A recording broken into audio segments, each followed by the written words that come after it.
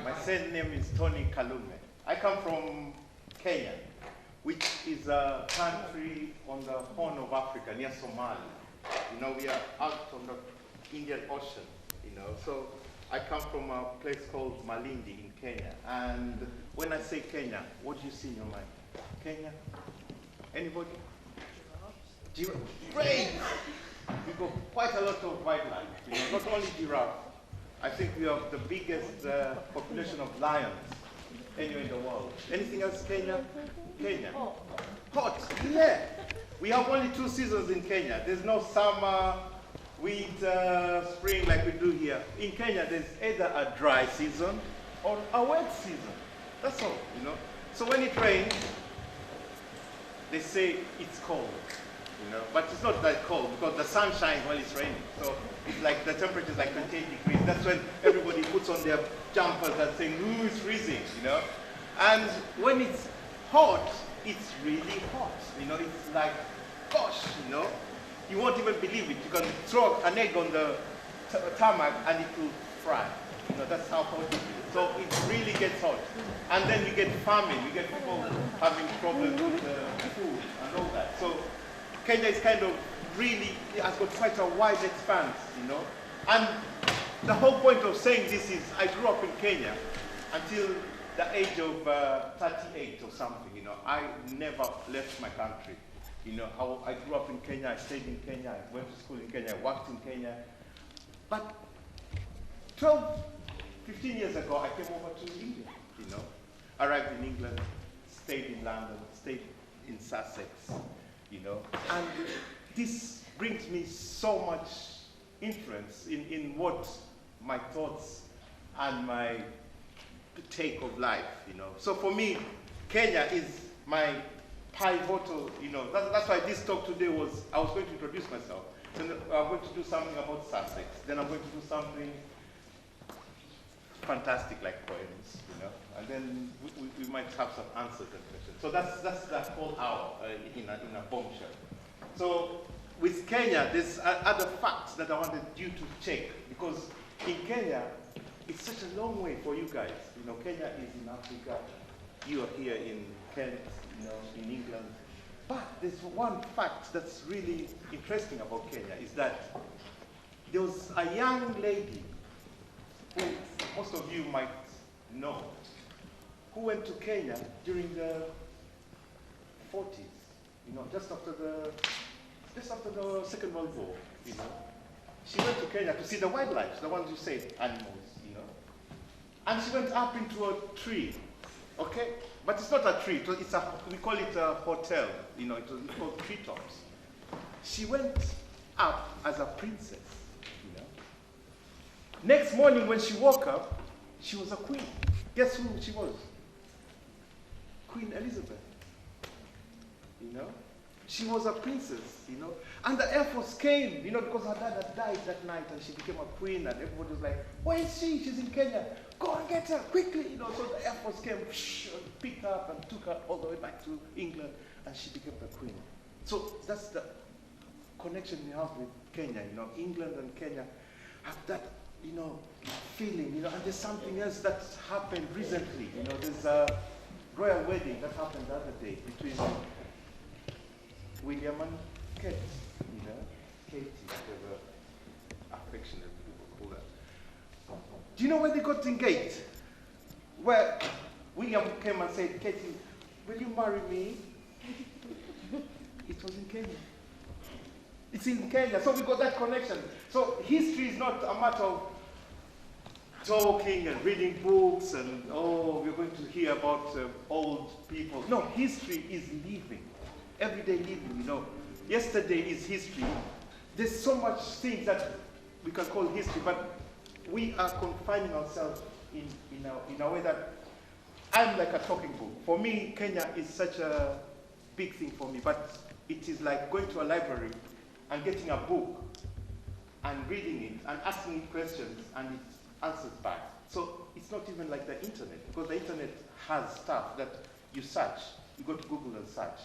But in a talking book, it's one-to-one, you know, we actually interact.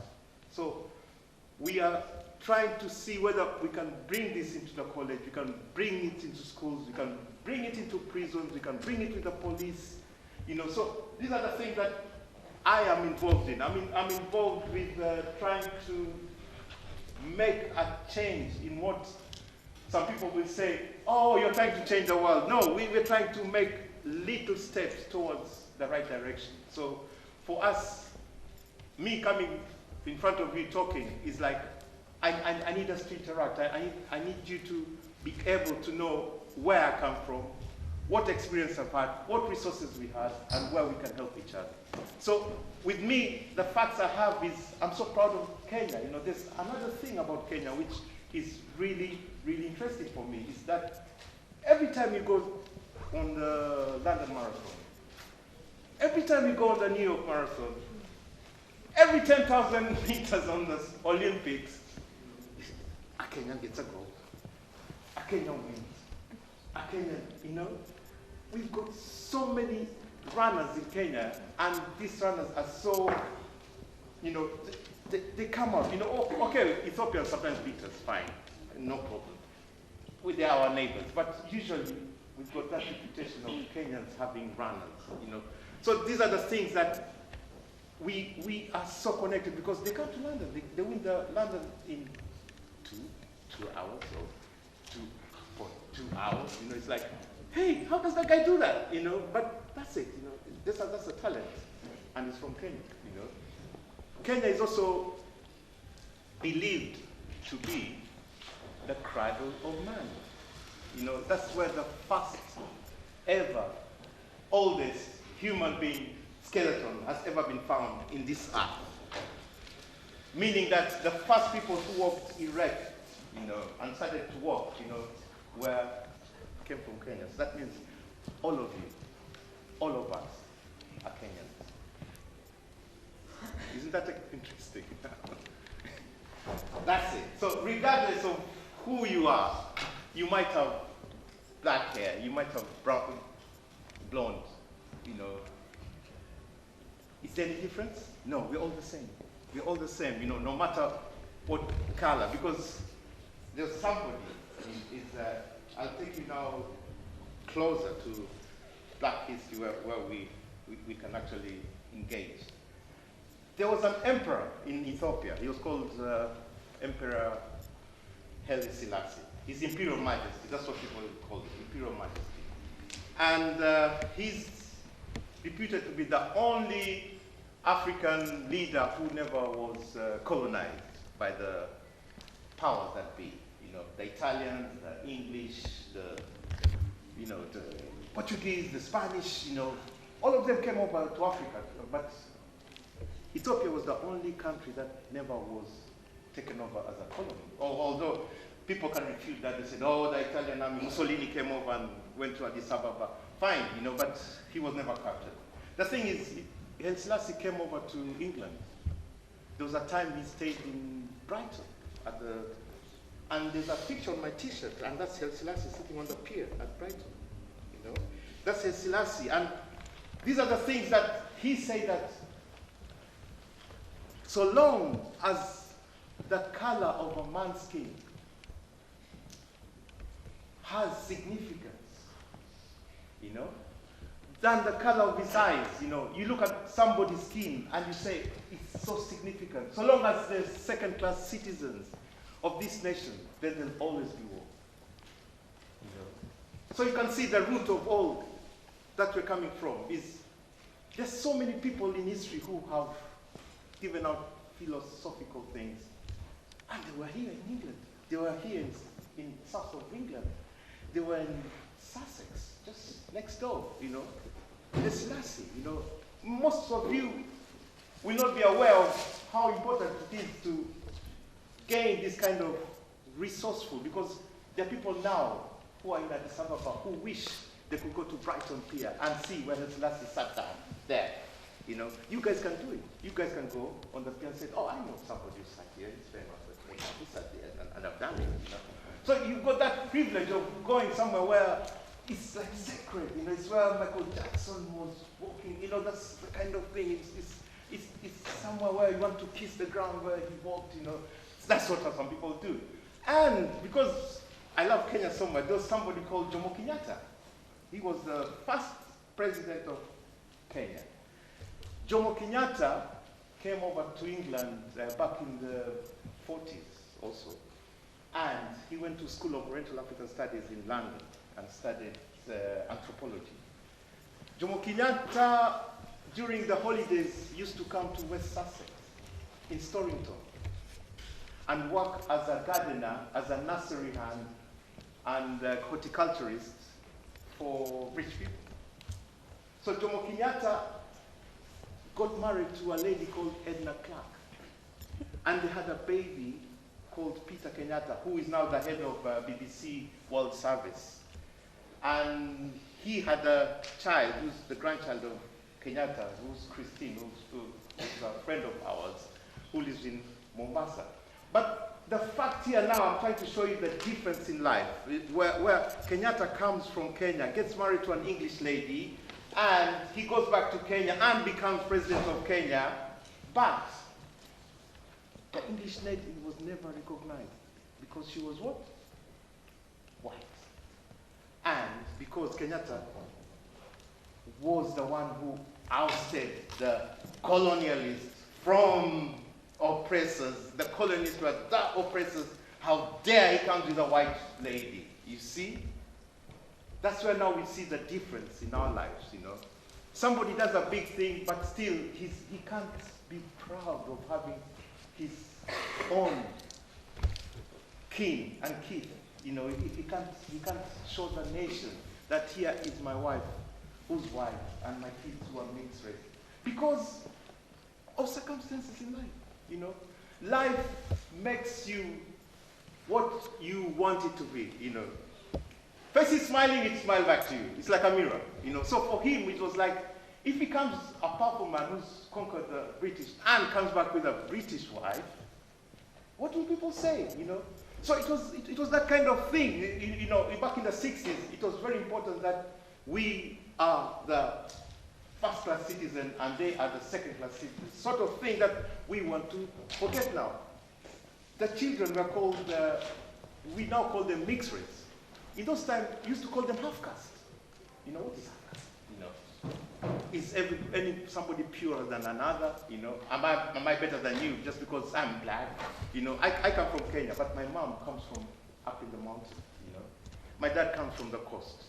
You know, and it's like marrying a Norwegian and an English girl in Sussex. You know, they're all black, but they don't speak the same language. But they're all Kenyans, you know. So when she came over from up in the hills, in the mountains, I came and stayed in the coast. The food wasn't the same because in the coast we have spices, we have Chinese influence, we have Indian influence, we have Arabic influence. So our food is like pilau, chapati. You know, we got spices, we got ginger, we got things. They come from the mountain, they just boil their food and they eat. You know, so it was so, you know, something different. She was different. Everybody looked at her and said, who is this woman? She can't even cook. She can't even make round chapatis. She can't do this. She can't do this, you know? So she had to fight all these things. So I grew up in that kind of environment where there is racism, you know? That's where we're coming now. Somebody said in the news yesterday, was it yesterday, even today's paper, oh, in football, when you play football, you know, there's nothing repressive, you know, you just shake hands after the game and that's it, you know? What do you mean, you know? Racism is what you feel, you know? It's between me and the one, the attacker, the victim. That's the kind of thing. Now that's what we do in our group now. We call our group Diversity Lewis, you know? Diversity Lewis was formed back in November 2010. And it happened because a journalist from the Sunday Times, who lives in Lewis, wrote an article. And it was his experience. He said, I live in Lewis, and I have experienced A, B, C, D, E. You know, that's my experience. But the whole town erupted. The whole town went up in, how dare you call us racist? You know, even the MP said, there's no racism in Lewis. We are clean, you know. We're the cleanest like snow. We're never, ever racist. We're never, ever racist. But then, when you had the forum, because there's a Lewis forum on the internet, everybody was going like, oh, we're going to ban that person down, go back to where you come from, blah, blah, blah. David James, he's from London. He's white. He's married to a Guyanan woman, and they got mixed race kids. And they experience some microaggression. That's what they call it, microaggression. It's nothing you can go and call the police. It's nothing you can, you can say, oh, that's the end of the world, but it affects you. It's like drip, drip, drip, drip water. It eventually affects you. And it did affect him, so he wrote this article. So what we did, or what other people thought we could do, and I organized it, I said, fine, let's have a talk. So I put posters up in town. I called everybody up and said, fine.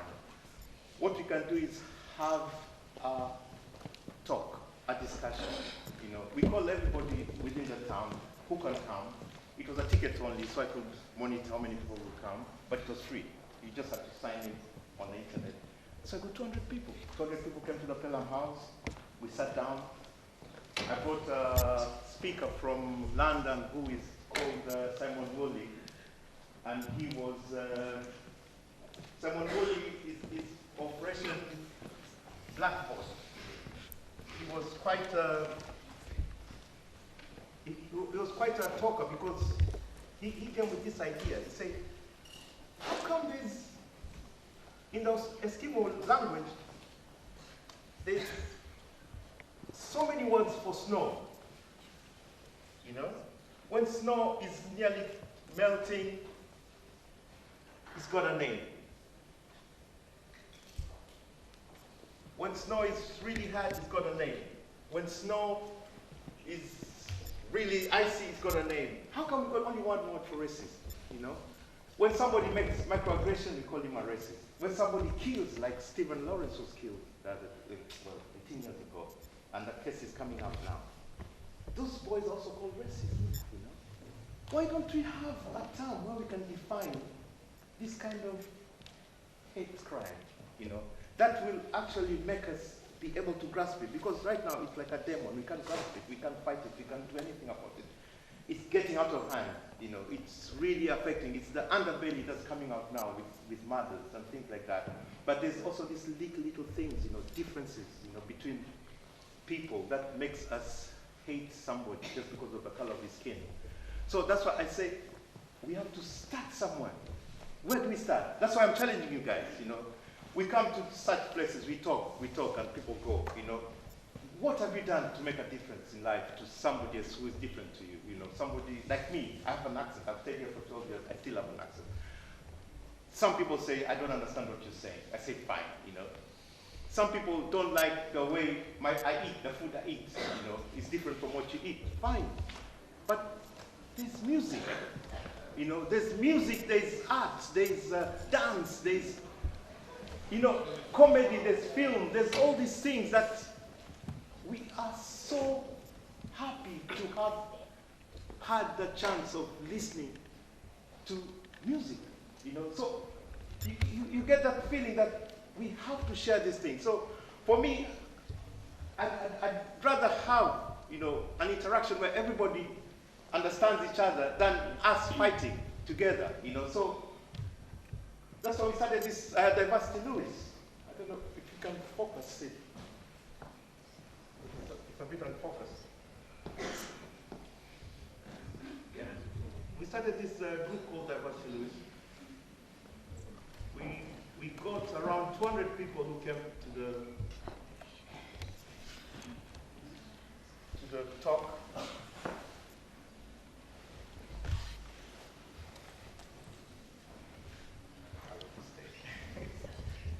200 people came to the talk. They got into the mailing list. I want a white screen.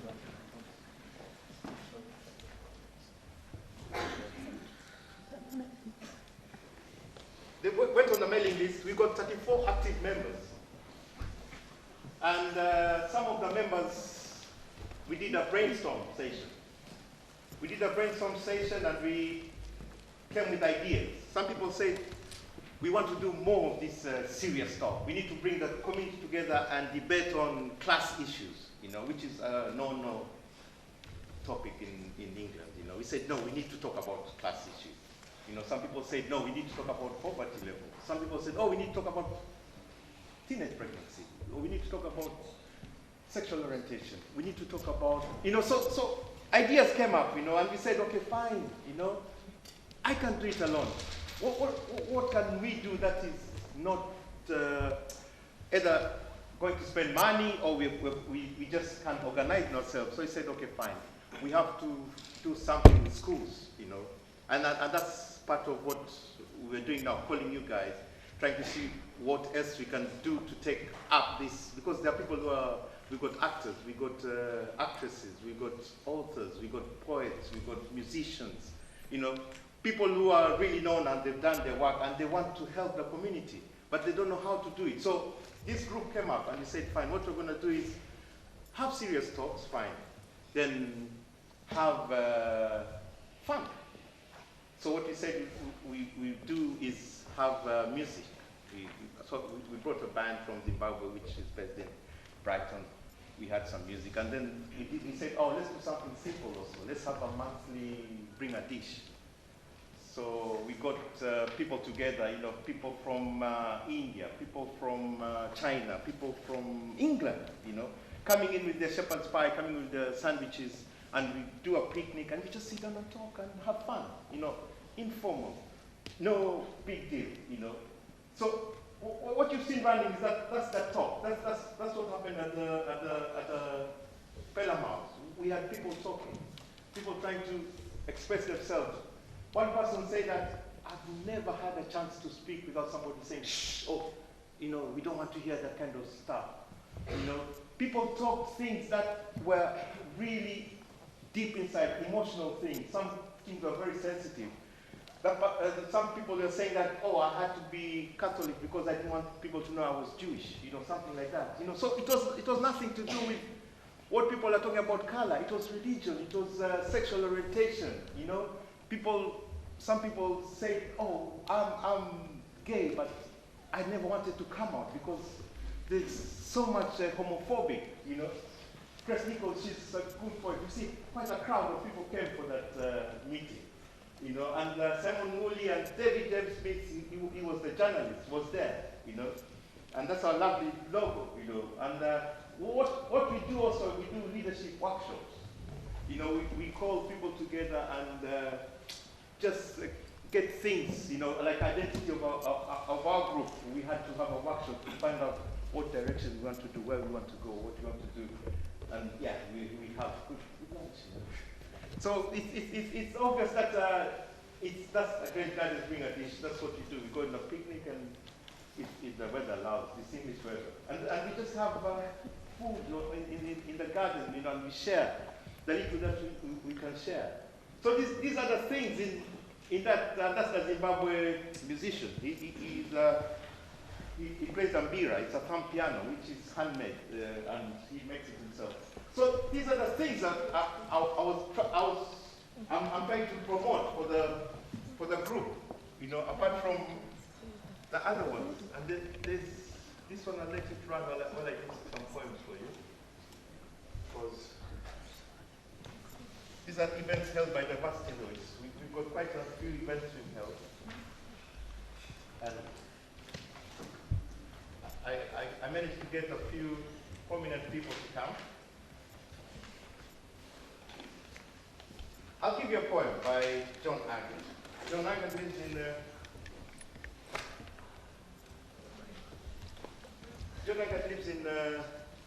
in Lewis.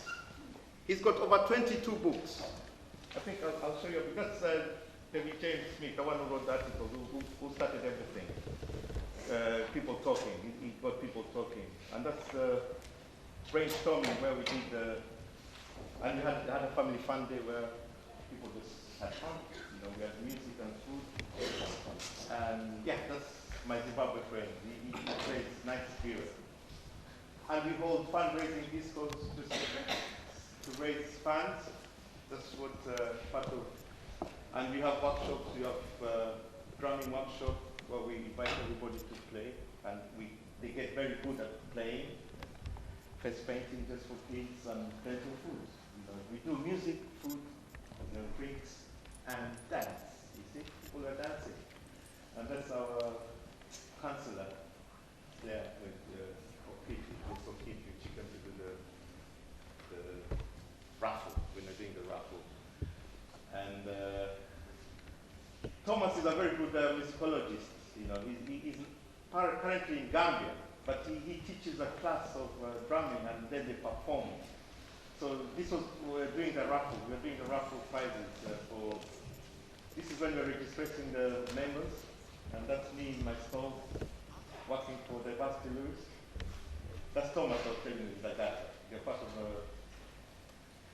And that was the last thing we did on 14th October, Caribbean night, and then this is a group from Mali and Brighton. It's a mixture of musicians, and they play Afrobeats, so we got that. Okay, I'm going to read your poem. It's called Half Caste by John Agatha. We're talking about half caste. This is a term that was used from back when, up to when things became so bad and people said it is not the right term to use. But this poem was written back in the 60s, so listen to this one. Excuse me, standing on one leg. I am half caste. Explain yourself. What do you mean when you say half caste? You mean when Picasso mixed red and green is a half caste canvas? Explain yourself. What do you mean when you say half caste? You mean when light and shadow mix in the sky is a half caste weather? Well, in that case, England weather nearly always half caste. In fact, some of them cloud half caste, tilt them overcast, so spiteful them. Don't want the sun past the ras. Explain yourself. What do you mean when you say half caste? You mean Tchaikovsky sitting down at the piano and mix a black key and a white key and is a half caste symphony? Explain yourself what you mean. Listen to you with the keen half of me ear. Looking at you with the keen half of me eye. And when I'm introduced to you, I'm sure you'll understand why I offer you half a hand. And when I sleep at night, I close half an eye. Consequently, when I dream half a dream. And when moon begin to glow, I half cast human being cast half a shadow. But you come back tomorrow with the whole of your eye and the whole of your ear and the whole of your mind, and I will tell you the other half of my story.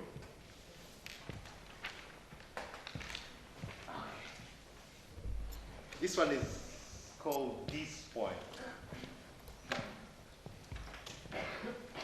This poem shall speak of the wretched sea that washed ships to these shores, of mothers crying for their young swallowed up by the sea. This poem shall say nothing new. This poem shall speak of time, time unlimited, time undefined. This poem shall call names, names like Lumumba, Kenyatta, Nkrumah, Hannibal, Akhenaton, Malcolm X, Marcus Garvey, Haile Selassie. This poem is vexed about apartheid, racism, the Ku Klux Klan, riots in Brixton, Atlanta, Jim Jones. This poem is revolting against First World and Second World and Third World division, man-made decision. This poem is like all the rest. This poem will not be amongst great literary works, will not be recited by poetry enthusiasts, will not be quoted by politicians, nor men of religion. This poem is knives, bombs, guns, blood, fire, blazing for freedom. Yes, this poem is a drum, Ashanti, Mau Mau, Yoruba, Igbo, Zulu, Nyabingi warrior, Uhuru, Uhuru, Uhuru, Uhuru, Namibia, Uhuru, Soweto, Uhuru, Africa. This poem will not change things. This poem needs to be changed. This poem is a rebirth of our people arising, awaking, understanding. This poem speaks, is speaking who spoke. This poem shall continue, even when poets have stopped. This poem shall survive you, me, it shall linger in history in your mind, in time forever. This poem is time, only time will tell. This poem is still not written. This poem has no poet. This poem is just a part of the story, his story, her story, and our story. The story still untold. This poem is now ringing, talking, irritating, making you want to stop it. But this poem will not stop. This poem is long, cannot be short. This poem cannot be tamed, cannot be blamed. The story is still not told about this poem. This poem is old and new. This poem was copied from the Bible, your prayer book, Playboy, magazine, the New York Times, Reader's Digest, the CIA files, and the KGB files. This poem is no secret. This poem shall be called boring, stupid, senseless. This poem is watching you, trying to make sense from this poem. This poem is messing up your brains, making you want to stop listening to this poem. You need to know what will be said next in this poem. This poem shall disappoint you because this poem is to be continued in your mind, in your mind, in your mind, in your mind.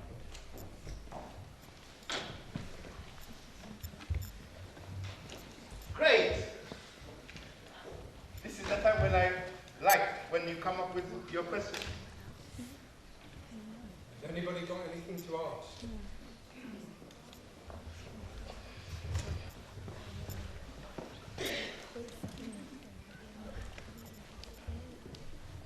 Has any of it sunk in? Such as? Yeah, because I was conscious of the time. That's why. Yeah, no, that's okay. But anyway, there's some facts I wanted to explain to you because I've got some few things that are quite what we've just talked about.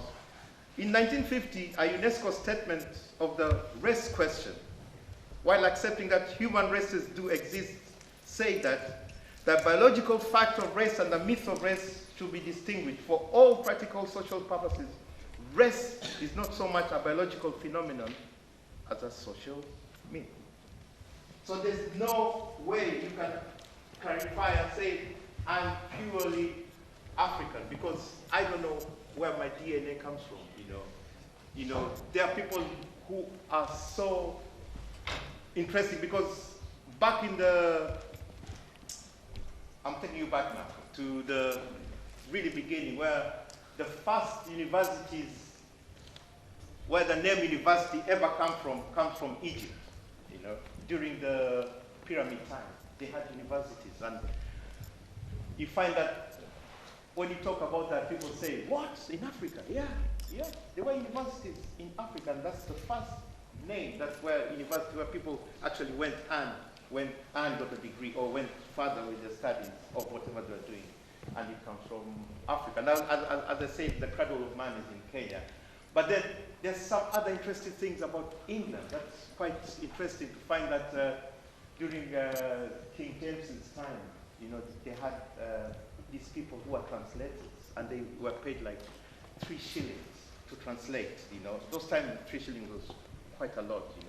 But these guys were from North Africa. They were from Africa, and they were called black moors.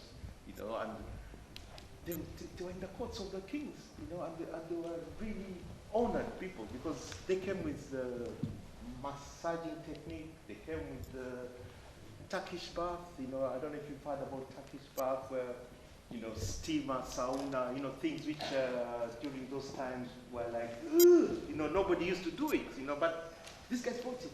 At that time, people used to leave clothes, all suit their clothes all winter, and then, so these are the things that it's so interesting to see where the connection of cultures has helped to where we are now. There's some things like, when you look at history, back in the Roman days, there's some skeletons that were excavated, and they found that most of these Roman soldiers were actually from North Africa. They were stock from Africa, and there were legions and whatever they used to call them, really warriors of Roman emperor. But they were not really from Rome. They were actually North African. So these are the things that we've been trading all over time. There's a story about Arab dhows coming to Cornwall and closing a church and taking all the congregation. And because white women were so precious as white slaves, and taken back to Arabia. This is so interesting, because it's like, we talk about the slave trade, we talk about, blacks coming over to England, blacks going to America. But back in ages, the people, the power that be, and it was dictated by your boat. If you had a good boat, you could sail. The Vikings used to come over and sail. But knowing that the Arabs used to come to the coast of Cornwall.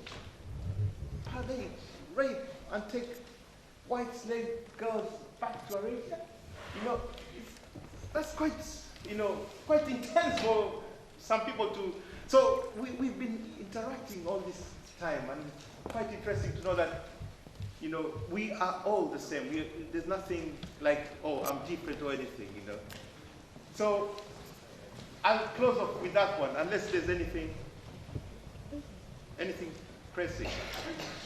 You can always contact Brad if there's anything you want to do, because we've got a comment, you've got some comments, Brad, you've got some comment sheets. Yeah, we'll do some comment sheets, some evaluations. We'll pass them around in a little while. If you guys have to go, then I've got all of your names hopefully, and I'll get some evaluation out to you shortly. But just as a quick evaluation, how have you found today? Is anybody prepared to kind of speak up, say what they thought about today, or would you rather I send something to you via email? No? Yeah? Okay, thank you for coming then. Okay. Yeah.